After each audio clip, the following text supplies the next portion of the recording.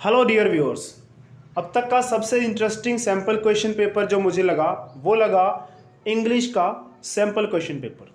तो ऐसा question paper आपको टर्म 1 के फाइनल बोर्ड एग्जाम में देखने को मिलेगा।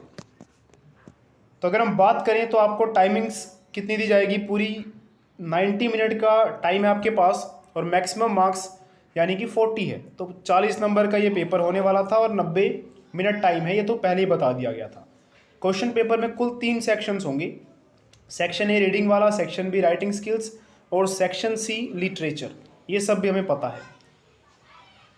बात करते हैं चॉइसेस की, तो हर एक सेक्शन में आपको चॉइस देखने को मिलेगी।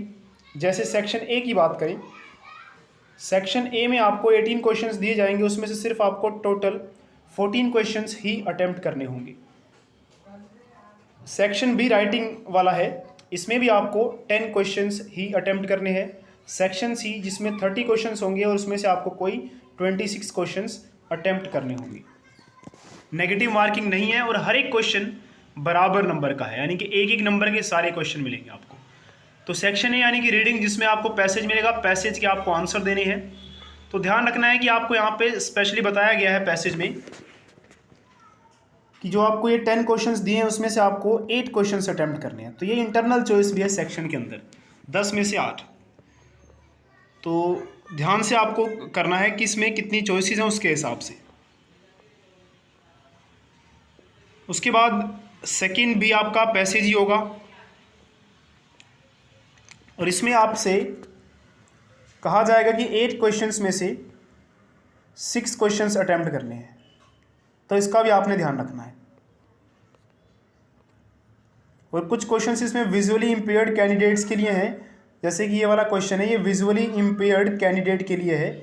तो इसको आपको अटेम्प्ट नहीं करना है अगर आप विजुअली इम्पेयर्ड कैंडिडेट की कैटेगरी में नहीं आते तो।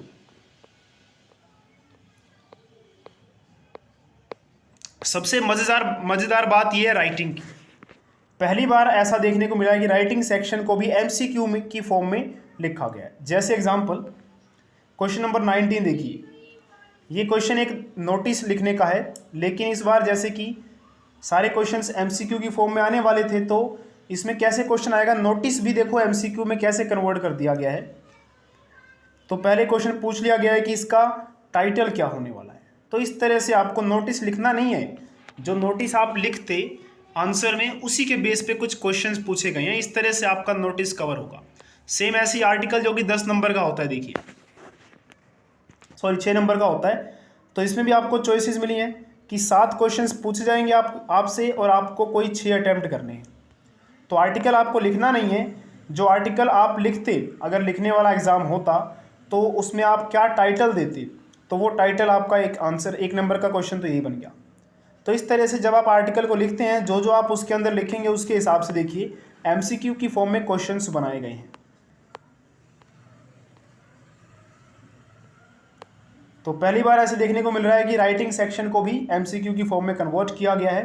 तो स्टूडेंट्स को इस बार इतना लिखना नहीं पड़ेगा।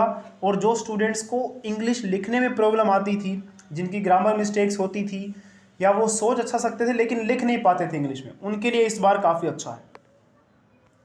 तो वो लोग भी अच्छा स्कोर कर सकते हैं। बात करते हैं लिटरेचर की। तो लिटरेचर में देखिए एक्सट्रैक्ट वगैरह दिए हैं। इसमें इस सेक्शन में टोटल क्वेश्चंस 30 हैं, 30 में से 26 आपको अटैम्प्ट करने हैं।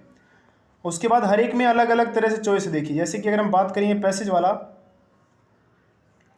ये आपका एक्सट्रैक्ट है और इसमें से आपको क्वेश्चंस पूछे गए हैं लिटरेचर वाली बुक से।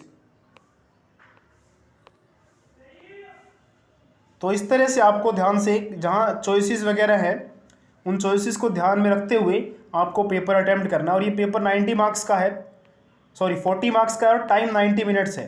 तो MCQ की वजह से मुझे लगता है कि ये बहुत ज़्यादा टाइम हो जाएगा स्टूडेंट्स के लिए, क्योंकि MCQ की फॉर्म में सारे आंसर्स आपको ऑप्शन से मिल जाएंगे। लिखना आपको कुछ है नहीं, तो आसानी से आप 90 मिनट में पेपर को कवर भी कर सकते हैं।